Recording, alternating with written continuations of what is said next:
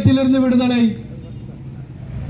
நெல்லை புறநகர் மாவட்டம் நாங்குநேரி சட்டமன்ற தொகுதிக்கு உட்பட்டு ஏர்வாடி எஸ்டிபிஐ கட்சி நகரம் சார்பாக ஈரான் நாட்டின் மீதான அடாவடி தாக்குதலை கண்டித்தும் மற்றும் அமெரிக்கா இஸ்ரேல் பயங்கரவாதிகளின் பயங்கரவாதத்தை கண்டித்தும் ஈரானின் உச்ச தலைவரான ஆயத்துல் அலி ஹொமைனியாவை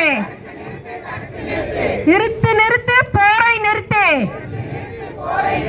பிஞ்சு பள்ளி சிறுமிகளின் குருதியிட்டுவதை நிறுத்து. படுகொலை படுகொலை. இது ஈரான் நாட்டின்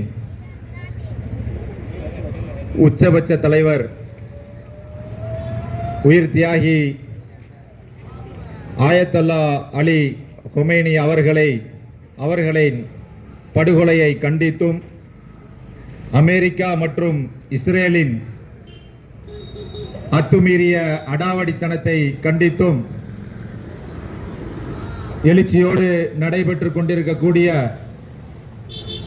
இந்த மாபெரும் அறவழி ஆர்ப்பாட்டத்திற்கு தலைமை தாங்கிக் கொண்டிருக்கக்கூடிய கட்சியினுடைய ஏர்வை நகர தலைவர் அண்ணன் பசீர் அகமது அவர்களே, முன்னிலை வைத்துக் கொண்டிருக்கக்கூடிய நகர செயலாளர் ஷேக் உள்ளிட்ட நகர நிர்வாகிகளே, இந்நிகழ்வை தொகுத்து வழங்கிக் கொண்டிருக்கக்கூடிய தொகுதி செயலாளர் ரிஸ்வான் அவர்களே, எனக்கு முன்பு இங்கே கண்டன கோஷங்கள் எழுப்பிய எஸ்டிபி கட்சியினுடைய மகளிர் அணி பொறுப்பாளர்களே, இந்த அறவழி ஆர்ப்பாட்டத்திற்கு வருகை தந்திருக்கக்கூடிய எஸ்டிபி கட்சியினுடைய உறவுகளே, ஆங்காங்கே நின்று கொண்டிருக்கக்கூடிய ஏர்வாடி வாழ் சொந்தங்களே, வியாபார பெருமக்களே, உங்கள் அனைவருக்கும் இந்த ஆர்ப்பாட்டத்தின் வாயிலாக சில செய்திகளை சொல்லிக் கொள்ளலாம் என்று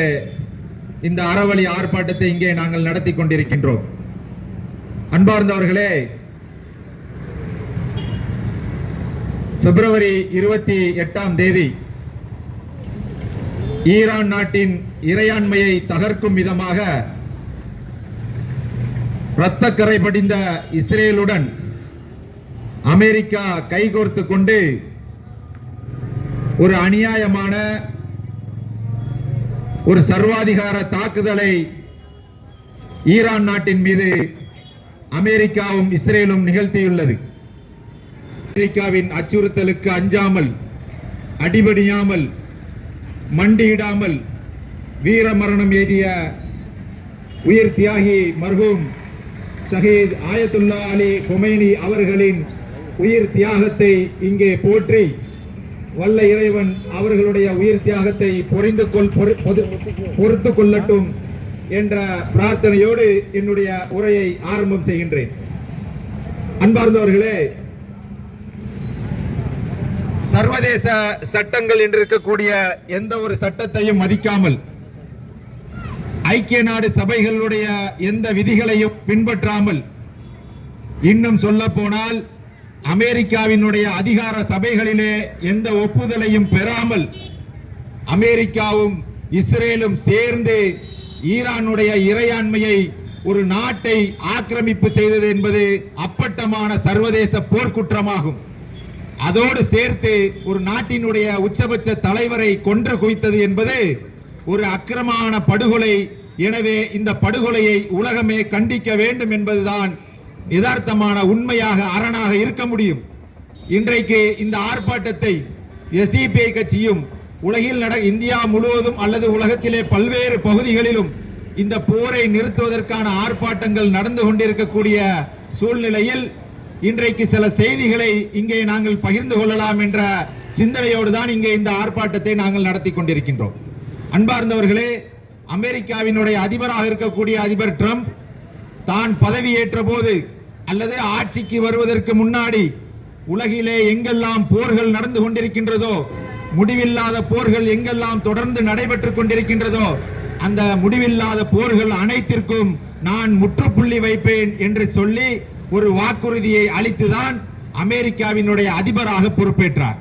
ஆனால் இன்றைய யதார்த்தமான உண்மை என்னவென்று சொன்னால், அவர் பதவியேற்ற 13 ஆண்டுகளில் உலகத்தில் இருக்கக்கூடிய 7 நாடுகளின் மீது அக்கிரமமாக போர் தொடுத்து பிஞ்சு குழந்தைகளையும் பெண்களையும் அந்த நாட்டினுடைய உட்கட்டமைப்பையும் சீர்குலைத்து அந்த நாட்டையே மிகவும் பின்னடைவுக்கு கொண்டு சென்று உலகத்தினுடைய அமைதிக்கு இன்றைக்கு மிகவும் அச்சுறுத்தலான ஒரு நபராக இன்றைய அமெரிக்காவினுடைய அதிபர் மாறி இருக்கின்றார். இதுதான் யதார்த்தமான உண்மை. இது ஏதோ ஈரான் நாட்டின் மீது தொடுக்கப்பட்ட போர் மட்டுமல்ல, உலகத்தினுடைய அமைதிக்கு, உலகத்தினுடைய இன்பமான வாழ்வுக்கும், உலகத்தினுடைய சகோதரத்துவத்துக்கும், உலகத்தினுடைய சகிப்புத்தன்மைக்கும் விடுக்கப்பட்ட சவால் தான் என்பதாக இன்றைக்கு உலகத்தில் உள்ள அனைவரும் பார்த்துக் கொண்டிருக்கின்றார். அந்த அடிப்படையிலே ஈரான் நாட்டின் மீது தாக்கப்பட்ட அந்த தொடுக்கப்பட்டுள்ள அந்த போர் உடனடியாக நிறுத்தப்பட வேண்டும். இது ஏன் உடனடியாக நிறுத்தப்பட வேண்டும்? இதனால் ஏதோ ஈரானியர்களுக்கு மட்டும்தான் பாதிப்பு அல்லது உங்களுக்கு என்ன பாதிப்பு என்று சொல்லி இன்றைக்கு இந்த பாதிப்பு, இந்த போரினுடைய யதார்த்தமான உண்மை தெரியாமல் இன்றைக்கு சில முகநூலில் RSS பாரதிய ஜனதா சங்கி கும்பல்கள் இன்றைக்கு வெறுப்பை, ஒரு முஸ்லிம் வெறுப்பை, ஒரு இஸ்லாமிய வெறுப்பையும் இதோடு சேர்த்து உமிழ்ந்து கொண்டிருக்கின்றார்கள். அன்பார்ந்தவர்களே, இந்த போர் என்பது அமெரிக்கா முன்வைக்கக்கூடிய காரணம், 2 காரணத்தை அமெரிக்கா முன்வைக்கின்றது. ஈரான் நாட்டின் மீது தொடுக்கப்பட்ட இந்த போருக்கு அமெரிக்கா முன்வைக்கக்கூடிய காரணம் 2 காரணம். ஒன்று, ஈரான் நியூக்ளியர் வெப்பன்ஸ் என்று சொல்லக்கூடிய அணு ஆயுத உற்பத்தியை தொடர்ந்து தயாரித்துக் கொண்டிருக்கின்றது. இரண்டாவது, ஈரானியர்களுக்கு சுதந்திரம் இல்லை என்று சொல்லி நாங்கள் கேட்கிறோம் அமெரிக்காவை பார்த்து. இதற்கு முன்பு இதே போன்றுதான் ஆப்கானிஸ்தான் மீதும் போர் தொடுத்தீர்கள், கியூபா நாட்டின் மீதும் போர் தொடுத்தீர்கள். அமெரிக்க வரலாற்றில் அமெரிக்கா போர் தொடுத்த அத்துணை நாடுகளையும் அவர்கள் குற்றம் சாட்டுவது என்னவென்று சொன்னால், இவர்கள் அணு ஆயுதம் தயாரிக்கிறார்கள் அல்லது நாங்கள் இவர்களுக்கு சுதந்திரத்தை பெற்றுத் தருகிறோம், அந்த நாட்டிலே அடிமைத்தனம் நடக்கிறது, மன்னராட்சி நடக்கிறது.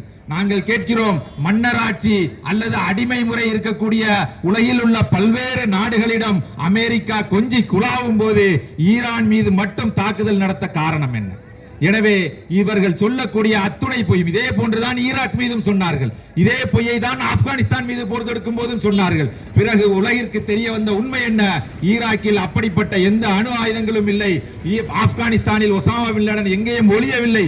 இப்படி ஒரு நாடும் அந்த நாட்டில் உள்ள பிஞ்சு குழந்தைகள் எல்லாத்தையும் கொன்றுவிட்டு அந்த நாட்டினுடைய கட்டமைப்பை சீரழித்து விட்டு அங்கே தனக்கு சாதகமான ஒரு அரசியல் அடிமையை அல்லது ஒரு அடிமை ராஜாவை, ஒரு அடிமை அதிபரை அங்கே நியமிப்பதுதான் அமெரிக்காவினுடைய ஒரு மிக பிரதானமான திட்டம்.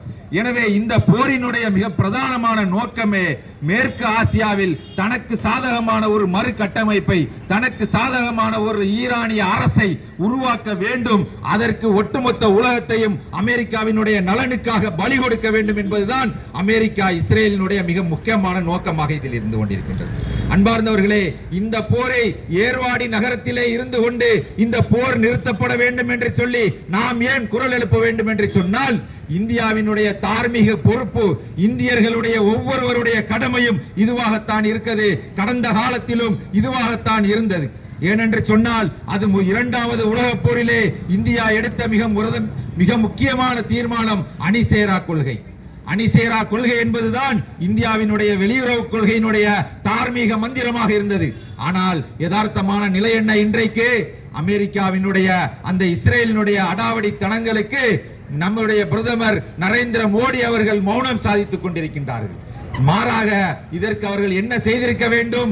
அமெரிக்கா இந்த படுகொலைக்கு, இஸ்ரேலினுடைய இந்த படுகொலைக்கும், ஈரான் மீது நடத்தப்பட்ட இந்த தாக்குதலுக்கும் நரேந்திர மோடி இதை கண்டித்திருக்க வேண்டும். இதற்கு சட்ட ரீதியான, ராஜாங்க ரீதியான முயற்சிகளை முன்னெடுத்து போரை நிறுத்துவதற்கான முயற்சிகளில் இறங்கி இருக்க வேண்டும். இந்த நாடுகளோடு அணிசேரா கொள்கையை கடைபிடிக்க வேண்டும். இதுதான் இந்தியாவினுடைய கடந்த காலத்தினுடைய தார்மீக அடிப்படை பொறுப்பாகவும் பண்பாகவும் இருந்தது. எனவே இந்தியர்கள் போருக்கு எதிரானவர்கள், இந்தியா போருக்கு எதிரானது.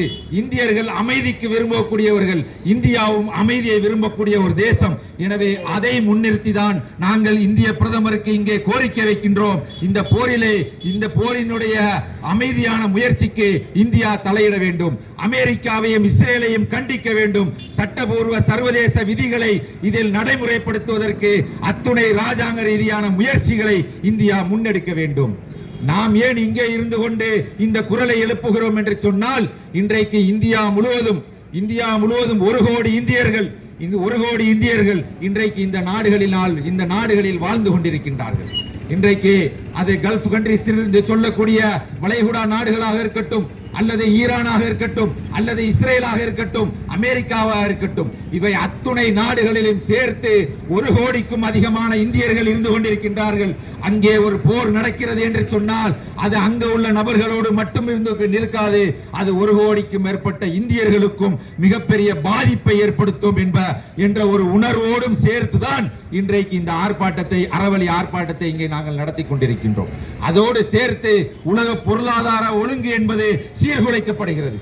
ஈரானுடைய அந்த ஹார்மூஸ் நீர்நிலை என்று சொல்லக்கூடிய அந்த நீர்நிலையை ஈரான் மூடும் என்று சொன்னால் இந்த உலகினுடைய மிகப்பெரிய எண்ணெய் ஏற்றுமதி அந்த வழியாகத்தான் நடந்து கொண்டிருக்கின்றது.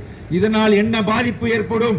ஈரான் அதை மூடுகிறது என்று சொன்னால் இன்றைக்கு உலக பொருளாதாரத்திலே ஒரு சீர்குலைவு ஏற்படும். அது அத்துணை இந்தியர்களையும் சேர்த்து பாதிக்கும்.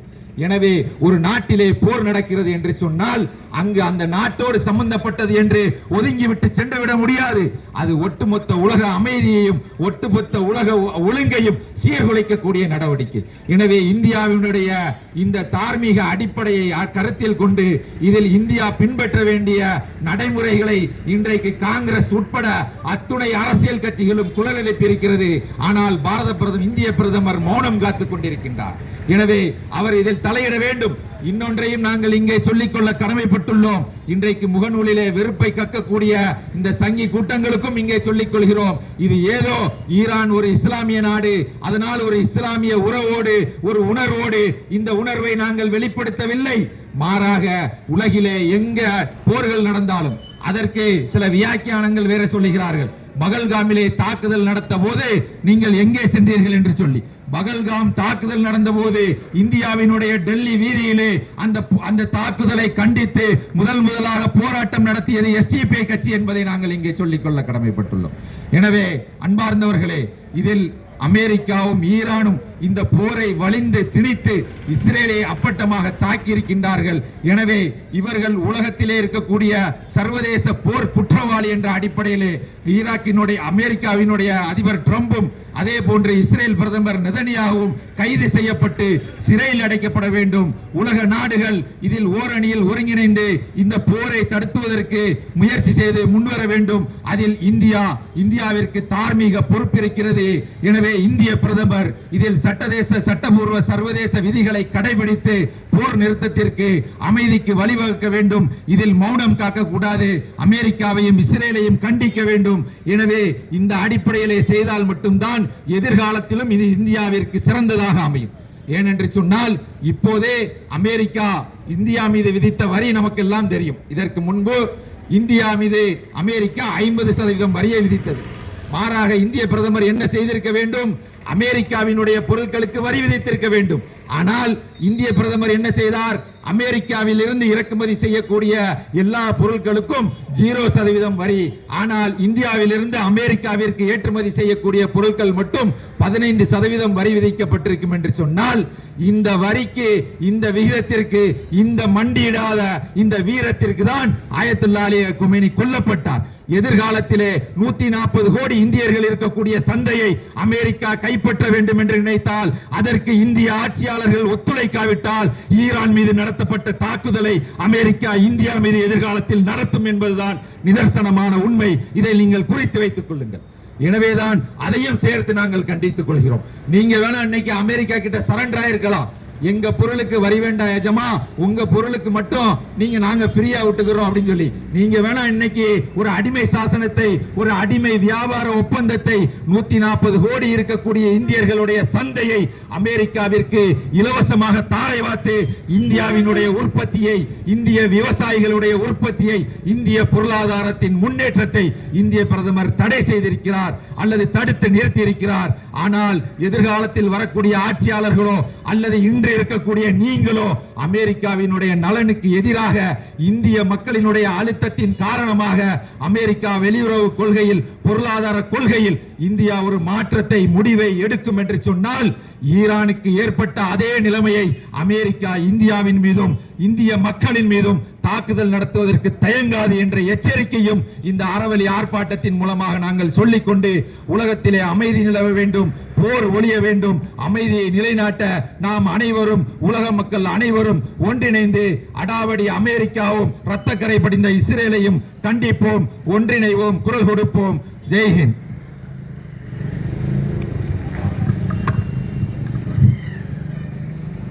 அடுத்தபடியாக கண்டன கோஷங்கள் எழுப்ப வருமாறு எஸ்டிபிஐ கட்சியினுடைய ஏர்வாடி நகர பொருளாளர் மைதீன் மீரான் அவர்களை அழைக்கிறேன்.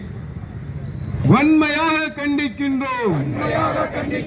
அத்துமீறாதே, அத்துமீறாதே. அண்டை நாட்டின் எல்லைக்குள் அத்துமீறி பாயாதே. சர்வதேச விதிகளை காலடியில் மிதிக்காதே. கொத்து கொத்தாய் குண்டுகள் வீசி பிஞ்சு குழந்தைகளை கொல்லும் அமெரிக்க இஸ்ரேலின் போர் வெறியை வன்மையாக கண்டிக்கின்றோம். தடுத்து நிறுத்து, தடுத்து நிறுத்து. ஐநாவே தடுத்து நிறுத்து. அப்பாவிகள் மீதான போரை தடுத்து நிறுத்து, தடுத்து நிறுத்து. அமைதி உலகெங்கும் நிறையட்டும். கொல்லாதே, கொல்லாதே. அப்பாவி மக்களின் உயிர் பறிக்கும் ஆயுதங்களால் கொல்லாதே. சிதறடிக்காதே, சிதறடிக்காதே. வானிலிருந்து நெருப்பு மழை பொழிந்து மக்களின் வாழ்விடங்களை சிதறடிக்காதே. வெட்கக்கேடு, வெட்கக்கேடு.